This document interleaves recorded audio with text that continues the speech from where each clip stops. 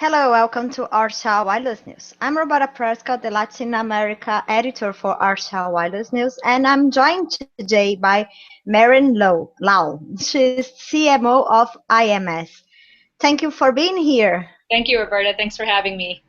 So let's start talking about the highlights of the IMS Mobile about what the IMS Mobile discover in Latin America with the survey you just announced. Sure. So IMS is a digital marketing and communications company. We are headquartered in Miami, but we have 12 offices throughout Latin America.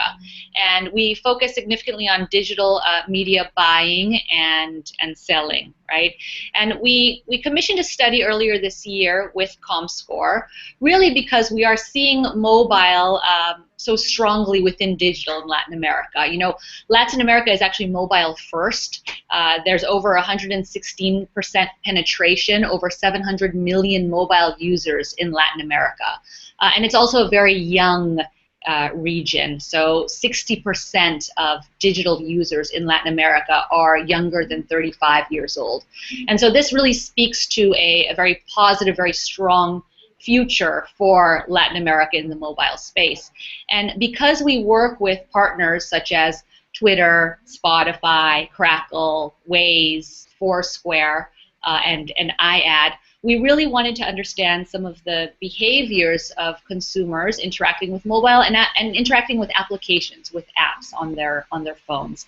And what we found out is that Latam is mobile, Latam is young, and Latam is actually very smart. So they're interacting on average about an hour and 36 minutes per day on their smartphones. Compare this to, let's say, the US, which is about an hour and 25 minutes a day. So actually in Latin America, we have 13% higher usage on smartphones on a daily basis than what we see in the US. Latin Americans, on average, what we found in the study, have about 18 apps on their phone. This is actually a bit below the North American average, which is around 27 apps. But regardless, despite this discrepancy, we are seeing this higher engagement on mobile apps. 60% of the respondents say that the apps that we work with, be it again a Twitter or Spotify, etc., are actually very important to their lives. And why do you think we use less apps than North America? Do you think can it be because it consumes a lot of data when downloading it, or it's much more an user experience, or having local apps in Portuguese or in Spanish? Why do you think it's happened? I do think that having local apps, or at least in local language, is very important. Although there is a rise of native language apps in the region that we are seeing. I do also think that when we talk about smartphones, the penetration overall of smartphones is less in Latin America than in the US. So, you know, there's a study out by eMarketer that says that by the end of the year, 40% of mobile phones will be smartphones. This represents double-digit growth, but it's still below an average of the U.S., which is, for example, you know, I think close to 60%. So I think that is one of the factors. Yeah, we see, I live in Brazil, and here we saw the smartphone sales surpass the future phone. But what we have here, which is interesting, is although people do have smartphones, carriers are embracing prepaid plans with data so they can use the smartphone. But people just love having Wi-Fi access. And I did, when I had a look into the survey of IMS, I saw the Wi-Fi is still the main type of internet access. Do you think 4G LTE can change it, or do you think we are going to see it over and over and people just putting more efforts to the Wi-Fi? You know, that's a great question. I think that in Latin America we still face a challenge of infrastructure.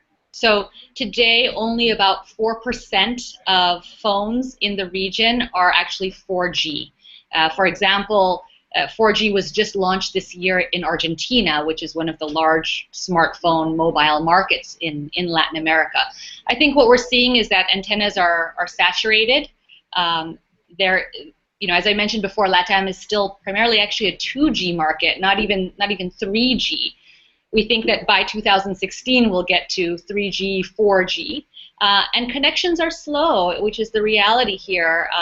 We were just looking at some numbers that show that North America mobile connection speeds are 2 times what they are in Latin America.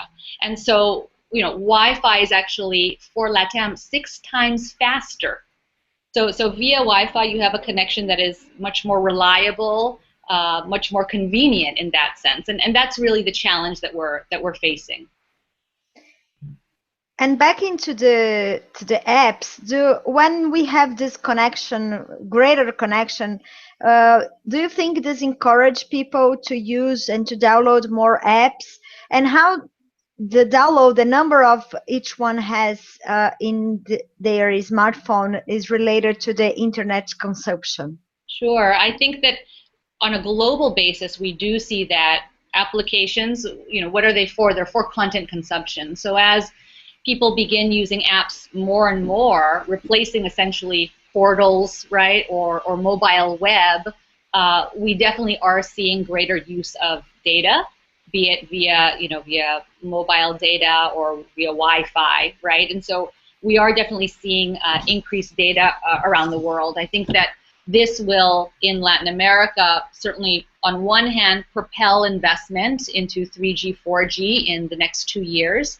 And then to your point, we will also see interesting, I think, plans come out in Latin America, as we've started to see now, around carriers trying to reach a segment that perhaps cannot afford very large or very expensive data plans. Data plans in Latin America are very expensive. Yeah, they are. To your point earlier about prepaid, et cetera, what we are seeing are some innovative means by telcos to either bundle certain free access to apps, right, within their service, or to provide additional means of accessing content that is economically feasible for a large segment of the Latin American population. Yeah, and talking from the point of view of enterprise launching apps, how do you think companies are going to embrace more apps? Because it's okay when we talk about Twitter, Facebook, or internet banking. We assume they will have apps. How are you going to broaden that to other companies to join Wi-Fi, to join the application worlds? Yeah, I think that it's a natural evolution of, again, what was a portal on a website, right? What is a mobile web? I think that mobile applications are a natural evolution of how we consume content now that mobile and smartphones are so prevalent. I think that, I spoke to about 18 on average apps for smartphone in Latin America. We do know that there is a significant number of adoption that is much higher than that, right? So people who have 50, 100 apps, and so it is part of content consumption. I think that enterprises are going to need to decide whether an application is viable for their business, whether it makes sense, whether they have information that can be conveyed within an app environment, right? So it certainly is not for every enterprise. But as smartphones become more and more prevalent and as infrastructure does develop, it is an ever increasingly easy way for consumers to gain access to content. Yeah, you mentioned something really interesting. The application needs to make sense for the company, because first they will have to adapt their website to mobile platform, and then they will have to have something else to add an application, right? Sure. I think that what we are seeing a lot of in terms of different categories or types of content, certainly in the US and in Europe, that will be coming, I think, in the next year or so to Latin America, is mobile video. And so, again, mobile video obviously takes up a lot of bandwidth, right? But as we start to see more interest in mobile application, and again, improvements in infrastructure, mobile video is going to be very important in terms of reaching consumers today via original or exclusive content. So my last question is regarding the recent announced acquisition of IMS by Sony Pictures Television. Can you just tell me what's going to happen and why this application makes sense to both companies? Sure, it's an exciting step for IMS. We did announce last week that IMS will be acquired pending regulatory approval by Sony Pictures Television. I can't speak too much to the details there because, of course, it hasn't been finalized yet. But we're very excited. Today, we do work with Sony's Crackle, which is their video platform online, and so we're looking forward to additional synergies with this collaboration.